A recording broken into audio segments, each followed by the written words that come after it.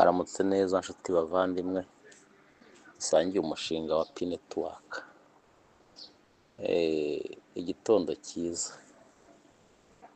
Rero maze iminsi igihe ntabasha no kuboneka ku mbuga, ariko kubera n'akandi kazi kenshi umuntu aba arimo, ariko rimwe na rimwe umuntu atera y'ijisho n'amakuru umuntu akagenda yareba aba ari wacicikana.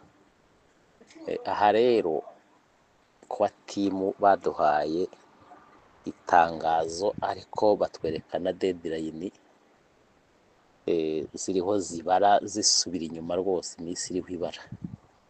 Ubu ndibaza ko tugeze ku munsi wa 18 ari inasigaye kugira ngo kuba timu ishyire mu bikorwa ibyo biyemeje. Aya makuru twayahawe kera ko hari igihe kizagera izi mbabazi zigakurwaho, arizo twise grace period tumaze guhabwa inshuro 3. Ubwa mbere twari twahawe amezi 6 burya, nyuma baza kongeraho amezi 2, ndetse kuri finali bongeraho ukwezi kumwe. Aba bantu ni abahanga ba nyiri umushinga, ntacyo bavuga ngo kibure kugerwaho, kandi burya wa mugari nta n'umuntu wakubabarira 1, 2, 3 ngo akomeze ari mu bintu by'imbabazi iyo nawe utigiriye impuhwe agukuraho amaboko. Ariko buriya ikintu bakoze, twese baduhaye akazi, baduhaye umukoro kugira ngo twongere dusubiremo turebe bariya abantu bacu, abo twinjije turebe, abo twakoreye security sako turebe, abo twinjiriyeho ese bujuje ibisabwa. Niyo mpamvu ugenda ugakora hariya ku turongo 3, ugakora ku ijambo mainnet, ukamanuka wagera hariya hasi munsi ya lockup handitse increase transferable balance, ugasangayo ziriya deadline zirahari, zirabara iminsi irabara yirukanka isubira inyuma. Ariko ugahita unasanga umuntu wese urimo wese bamushyizeho akamenyetso ka message kugira ngo tumuhe message yihute yongere arebe ibitujujwe byiwe abyuzuza muri checklist na KYC. Ibyo nibidakorwa uwo muntu izo pi yamayininze azazihomba, kandi noneho nawe wamwinjije amabonasi wamubonyeho nawe uzayahomba. Ubu ikintu gihari no kuvuga ngo abantu bose bagiye guhomba, ntabwo ari uzahomba wenyine, nawe wamwinjije uzahomba. Ariko nta kundi byagenda, kuko abantu twese burya ntabwo ntitwumva kimwe. Hari abacika intege vuba, hari abafata ibintu nk'ibintu biri aho bya kenkege batazi, ati abantu ni abatekamutwe baratubeshya, nubwo badushyushya ubwonko. Erega abantu burya dushimishwa n'ibitagira umumaro. Buriya hari umuntu ujya kuri YouTube akemera ikamumarira n'amamega, ikamutwara n'umwanya, kandi wenda hari n'ibintu akurikiye bidafite n'umusaruro.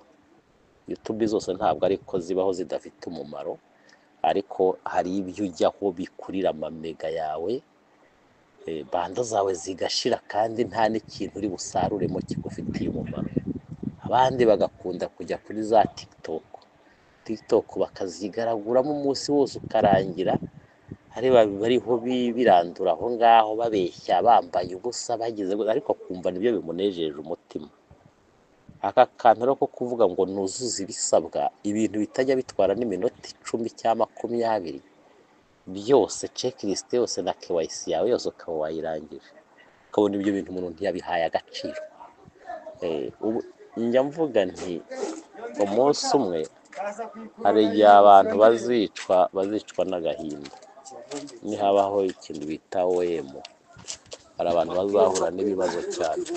Kuva rero aho umuntu yahereye avuga ibi bintu twaravuze twaragerageje ariko abantu ntabwo bumva. Rero ikintu gikurikiraho ni icyo gihombo kandi kuri twese, bivuze ngo icyari gitumye n'ubundi iyo odiyo nyikora bwari uburyo kugira ngo abantu twongere dushyiremo ikintu bita akabaraga, twese dushakishe ukuntu muri iyi minsi 19 18 isigaye turwana n'iyo ntambara, tugerageza umuntu wese areba uriya muntu yinjije, areba uriya yakoreye Sécurité Sacco, yinjiriye hariya nari ndimo mvuga, akora ibishoboka byose, wenda muhe iyo message cyangwa muhamagare ubasha kuba mubona. Hari n'abakuyeho amatelefoni, hari n'uwugeraho kuri WhatsApp ngo urebe ko yaba akiri no ku murongo ugasanga iyo WhatsApp ntigikora, ibintu yabivuyemo burundu. Aho rero niho mpera mvuga ko ibihombo bihari kandi ibihombo bihari kuri twese, ariko bitavuze ko twakwicara tukabirekera uko, nubwo nyine iminsi izagira gutya ikanadufata, iminsi izagira gutya inadufate n'ubundi guhomba, n'ubundi igihombo kinabeho, ari uwo muntu ahombe, nawe uhombe wamwinjije cyangwa wamukoreyeho Sécurité Sacco. Ibyo bizabaho igihe kizagera, nyine iminsi yo yanarangiye. Abantu rero bavugwa ni abahe? Urebye n'ubwo bireba buri wese urimo hariya, kuko n'uwinjiye ejo iyo message muriho kandi ntaragera mu gihe cya KYC, n'umaze iminsi ngahe, icyumweru cyangwa se ako kamenyetso kamuriho, kuko aracyarimo hariya. Nababwiye ku turongo 3 ukamanuka ku ijambo mainnet, ukamanuka hepfo ahanditse ngo increase transferable balance, uwo muntu wese upfa kuba waramwinjije wese arimo hariya niyo message muriho, we rero ntabwo bimureba. Twibukiranye ibi bintu bijya gutangira bya deadline, ukuntu aba bantu ari abahanga bubatse systeme ikomeye kandi ikoranye ubwenge. Mwibuka mu kwezi niba ari mu kwa 7 aho baduhaga ibintu bya challenge, abantu baduhawe ibintu by'amacalenges tugomba gukora, ariko mwibuka ko iyo wakoraga kamwe kakujyanaga kuri step runaka, kakagutwara kuri step niba ari 6 bikakujyana kuri step runaka. Aho ngaho rero icyo gihe niho habagaho n'ibintu byo guflowingana, twarabikoze ibyo bintu, ariko nabo buriya bari bakeneye raporo kugira ngo barebe yuko abantu bose bujuje ibisabwa. Aho rero niho bahise batugaragariza kuri dashboard, batwereka n'imibare y'abantu bakoze checklist, imibare yabo, abantu bakoze KYC imibare yabo, ubwo n'abatarabikoze bijyanye n'abanyamuryango twari dufite. Aho rero niho bahise banatanga ikintu bita grace period, batanga iminsi, twese turayibona. Umuntu utarakoze KYC yari amezi 3, ariko muri rusange umuntu utarakoze checklist bari bamuhaye iminsi 6, 8 amezi 6, kugira ngo narangira abantu bakurwaho pizza bamayininze icyo gihe.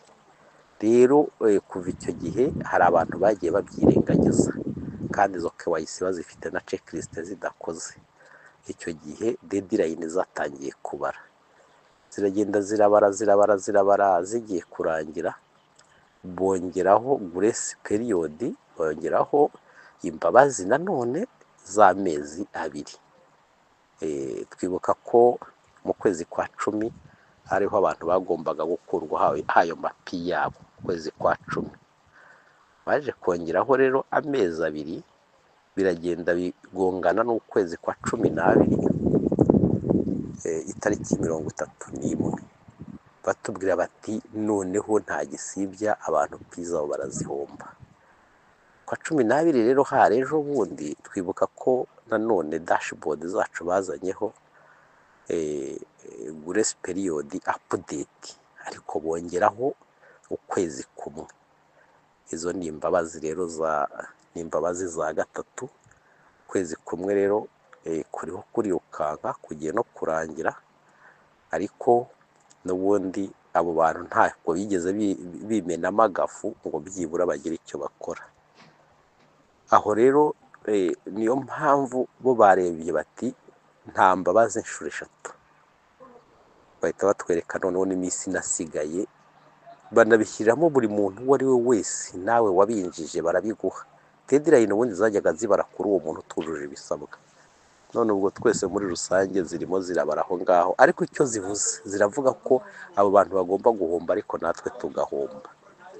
Aho rero niyo mpamvu tugomba gukoresha akabaraga dufite kose nk'uko twabyiyemeje, tugashakisha uburyo uboneka, uwumva yakorerwa ibyo agomba gukora, utumva nyine agahomba, natwe tukemera tukakira icyo gihombo cya bonasi twabagiye tubakuraho.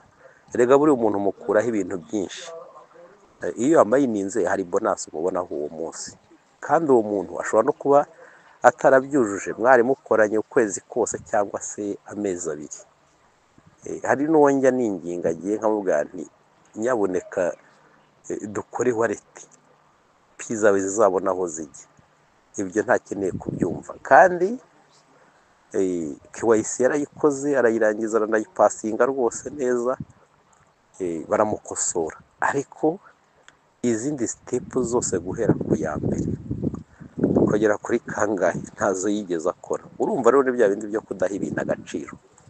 Aba bantu rero nubwo tugiye kubahombaho ibyo twabahaye, amakuru twabahaye, tukabagira umuryango umwe bakaba abantu bacu, ariko bakaba bagiye guhomba, natwe tukaba tugiye guhomba, ariko twubatse n'urwango. Njye niko mbibona buriya, ntabwo abizi ibintu, ariko amakuru ayakurikirana ku gihe, ajya yumva kumva barabiganira akabica amazi ariko abyumva.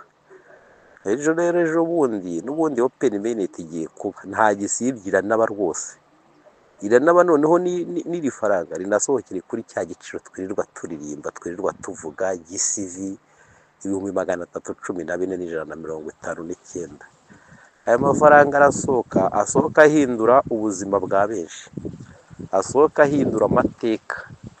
Uyafite ni umuntu ukomeye w'umunyacyubahiro, azaba ari mu rwego ruhambaye, rwa rwego utashobora no kumwigondera, utapfundura n'udushumi tw'inkweto ziwe. Uwo muntu n'ubundi muzabana ari umwanzi wawe, kuko ishyari ntiribura. Burya abantu basuzugura ibintu bitaragaragara, bitarabaho ngo babone umumaro wabyo, ariko mu gihe uzaba ufite ubuzima bwiza usobanutse, uba mu nzu nziza, ugenda n'imodoka nziza, ufite etaje z'ubucuruzi, ufite bizinesi zinyuranye, uri wa muntu wagezeyo kubera amafaranga kandi aje muri ubu buryo. Ntabwo abo bantu bamenye ayo makuru, ntabwo bazishimira uko ubayeho, ntabwo bazishimira uko ubayeho, bazicwa n'agahinda. Hamwe umuntu yanaguhiga akaba yanakugirira nabi. Abantu ntabwo abantu baha agaciro ibintu abantu baganira nk'uku nguku bavuga, kandi ku mahirwe twahawe ni Nyagasani. Ibintu wabituzaniye, aduhaye amahirwe n'umugisha, ni amahirwe aboneka gake mu buzima, ariko ntabwo bivuze ko abantu tuzabana neza mu gihe twebwe ibyacu byakunze, ibyabo byaranze, kandi ari imbaraga nke babishyizemo.